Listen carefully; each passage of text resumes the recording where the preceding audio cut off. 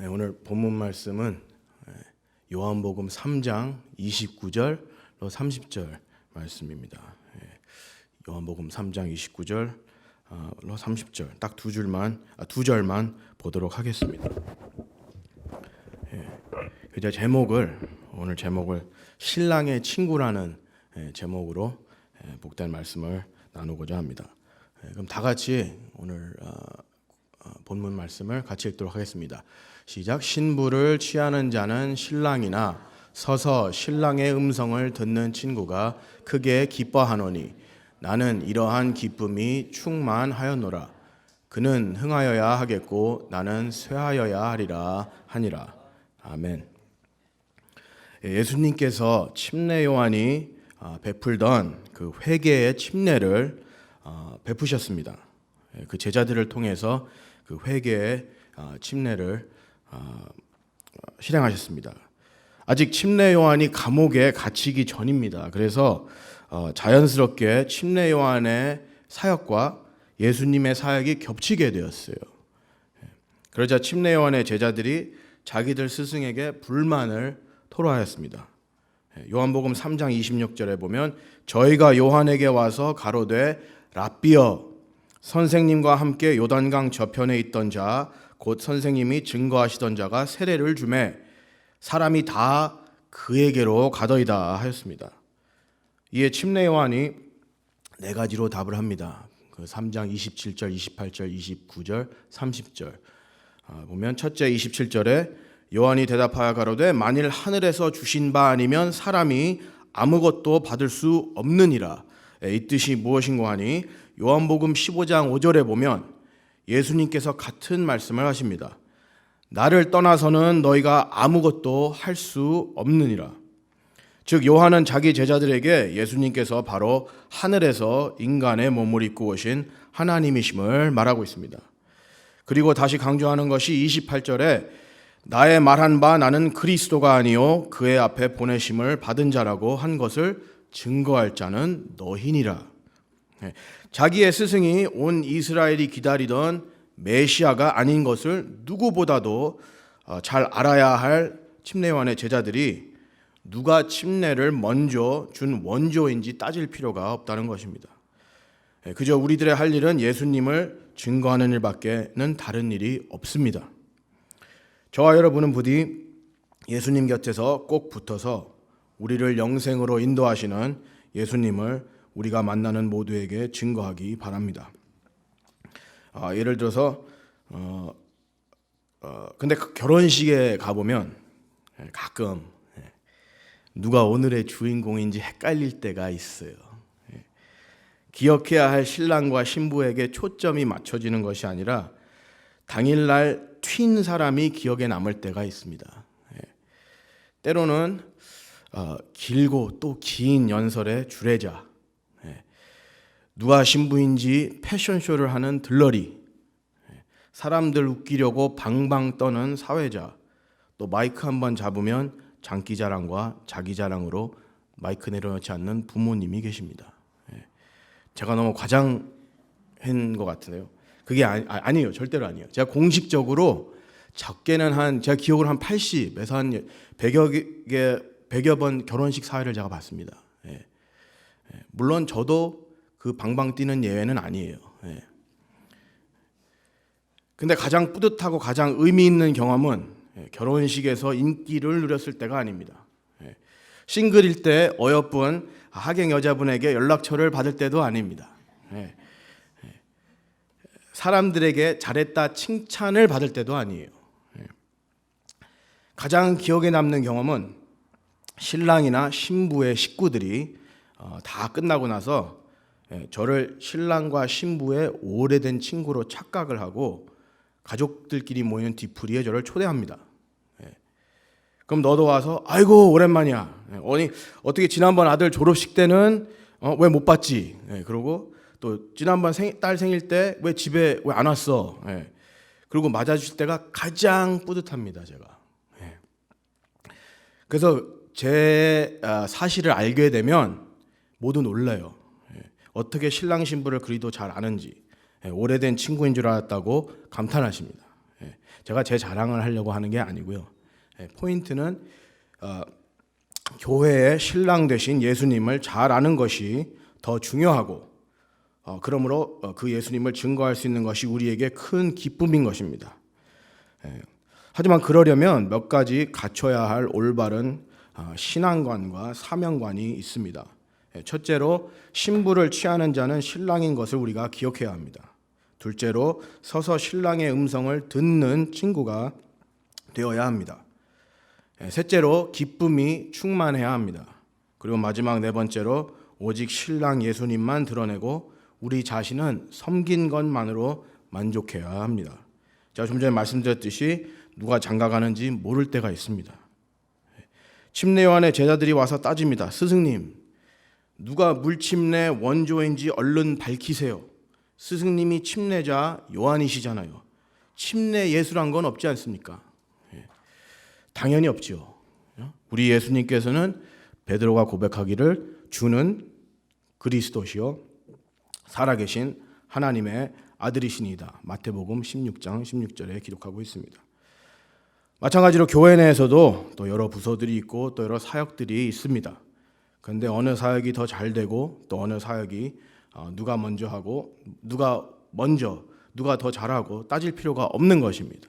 오직 교회의 신랑 되신 예수님을 위해 그를 높이고 그를 알리고 그를 섬기는 데에 초점이 맞추어져야 합니다. 물론 침례 요한의 제자들이 나쁘지 않습니다. 그들은 존경하는 스승의 권위와 활동 영역이 줄어들기를 원치 않았을 것입니다. 하지만 침례 요한은 애초부터 자기의 본분을 잘 알고 있었습니다. 메시아로 오시는 예수님의 길을 예비하는 것, 그것뿐입니다. 그 이상은 제자들이 흥하고자 함에 사역에 초점을 맞춘 것입니다. 좀 전에 시몬 베드로의 고백처럼 주는 그리스도시요 살아계신 하나님의 아들이시니다 하였을 때 예수님께서 베드로를 칭찬하셨습니다. 요나의 아들 시몬아, 내가 복이 있도다. 이 사실을 너에게 알게 한 이는 사람이 아니라 하늘에 계신 내 아버지니라. 이렇게 하나님의 뜻을 알게 된 베드로는 저와 여러분이죠.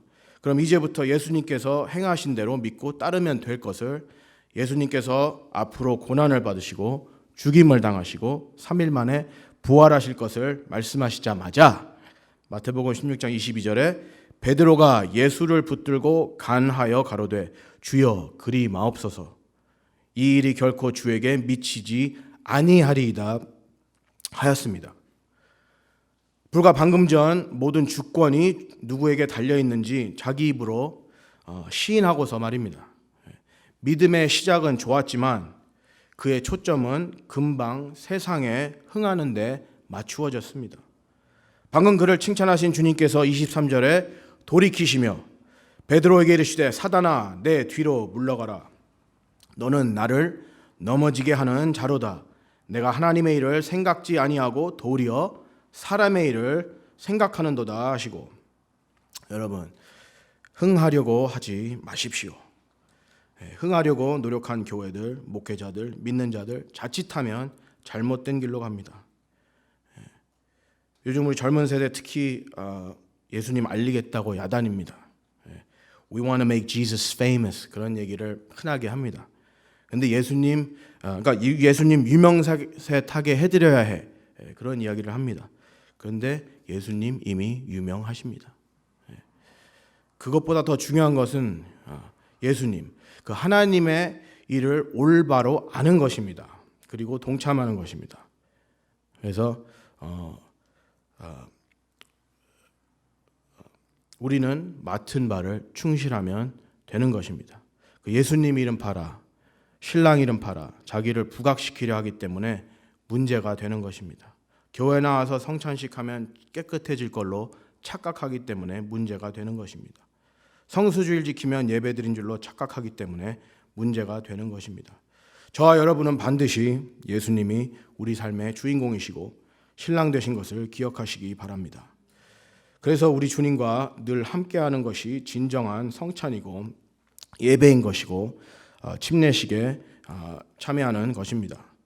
우리는 그저 서서 그 신랑의 음성을 듣는 자가 되기를 간절히 기도합니다.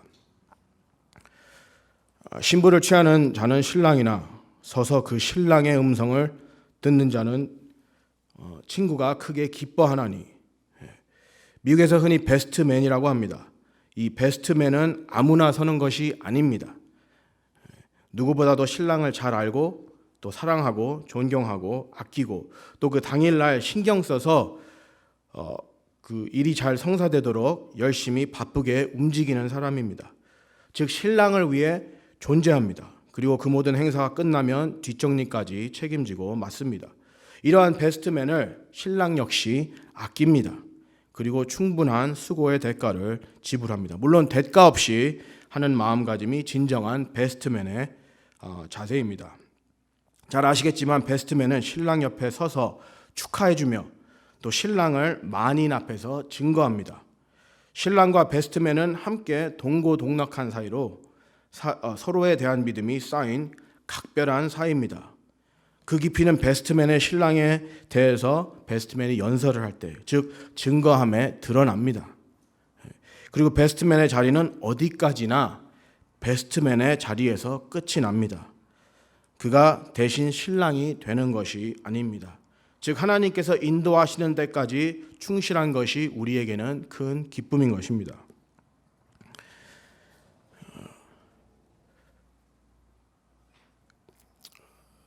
성경에 구약에 모세를 떠올릴 때 모세가 가나안 땅에 들어갔나요? 못 들어갔어요. 그죠? 근데 흔히 모세를 떠올릴 때 제가 이걸 좀 네이버를 찾아서 봤는데 죽 써서 개 준 꼴로 생각하시는 분이 없잖아 있는 것 같습니다. 그 40년 동안 그죠? 지도자로 이스라엘을 이끌고 애굽에서 그죠? 인도에서 이끌어 나와서 40일 걸릴 걸 40년 걸렸어요. 그죠? 그리고 눈앞에 요단강 앞에 가나안 땅을 바라보면서 나이 120 그죠? 그때의 기력이 전혀 쇠하지 않았다고 했어요. 눈도 어둡지 않았고, 그렇죠? 그리고 여호수아가 그 다음으로 이스라엘을 이끌고 가나안 땅으로 들어갑니다. 그렇지만 성경은 모세를 어떻게 표현하냐면 출애굽기 33장 11절에 기록하기를 사람이 그 친구와 이야기함 같이 여호와께서는 모세와 대면하여 말씀하시며라고 했습니다. 모세는 더 좋은 것으로 갔습니다.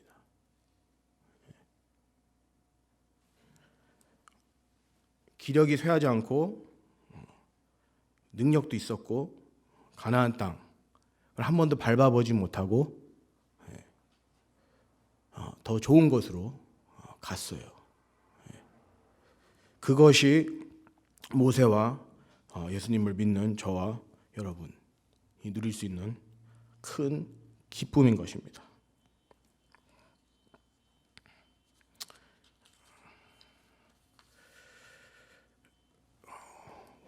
오늘 아침에 문자가 왔어요. 제 정말 친한 친구인데 제가 전도사 일을 첫날 조언을 해준 친구입니다. 저한테 이제 제가 그 하이스쿨 그 이스텔레에 있는 거기 이제 좀 애들 좀 거친 애들이 좀 있었고 이제 좀 불우이웃도 있었고 이제 하여튼 거길 가는데 거기서 이제 성경 말씀을 제가 나누러 첫날 하는데 저를 딱 붙잡았어요. 그 친구가 저보고 너는 사람들이 좋아해 그러는 거예요 저한테. 뭐 저야 뭐 칭찬에 약한 거 다 아시잖아요. 저 워낙 좋아하는. 그래서 뭐 그렇지, 그랬죠. 근데 저보고 절대로 애들이 너 좋아하게 만들지 마, 그런 거예요 저한테. 처음으로 말씀을 전하러 들어가는 제 처음 8년 전입니다. 근데 지금도 못해요. 근데 그게 왜냐면 가서 예수님 좋아하게 만들어, 그러는 거예요 저한테.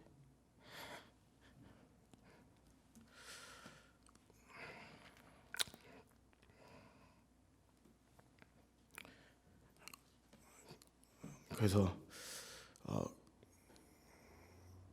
그 말이 저를 지금까지 하나님 은혜 가운데 있게 해주었습니다.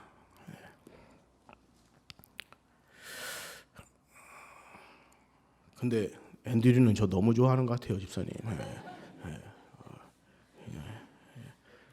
좀 전화 작작했으면 좋겠어요.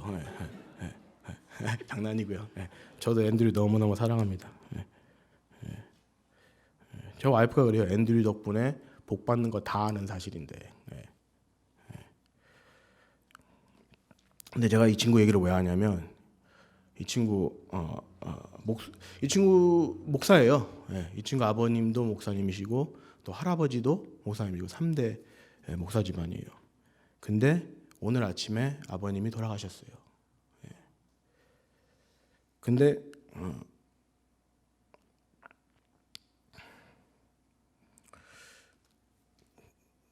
그 문자에 고맙다고 문자가 왔더라고요 저한테. 이제 고통 없는, 약간 기도해줘서 고맙고 이제 고통 없는 정말 좋은 곳으로, 더 좋은 곳으로 갔으니까 감사되는 거예요. 그래서 참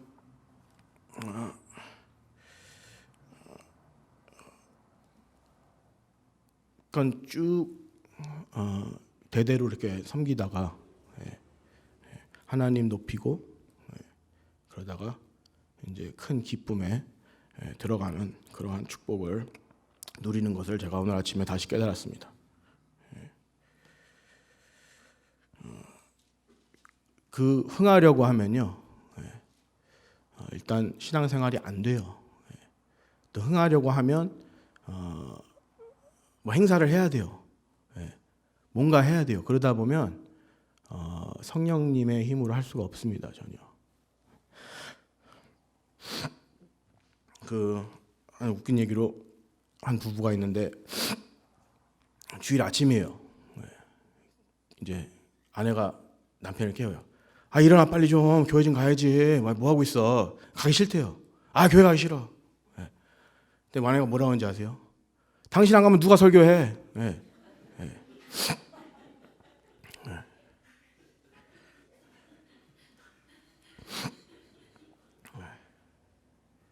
하나님이 시키시는 대로 하라는 데까지만 하면 그럼 돼요. 근데 자꾸 좀 뭐 해보려고 하니까 저처럼 뭐 해보려고 하면 20년 그 돌아갑니다. 저도 저희 증조 때부터 믿었는데 전 30살 되도록 예수 안 믿었어요. 그리고 이제 40 돼서 안수 받았잖아요. 그러니까 저는 기도가 그래요. 다시는 돌아가는 일 없게 해주세요. 그래요. 그리고 오버하지 않도록. 그랬을 때 잘했다 칭찬하시는 말씀을 듣고 기뻐하시는 여러분 되길 바랍니다. 마태복음 25장 23절에 그 주인이 이르되 잘하였도다 착하고 충성된 종아 내가 작은 일에 충성하였음에 내가 많은 것으로 내게 맡기리니 내 주인의 즐거움에 참여할지어다 하는 저와 여러분이 되기를 주님의 이름으로 축원합니다.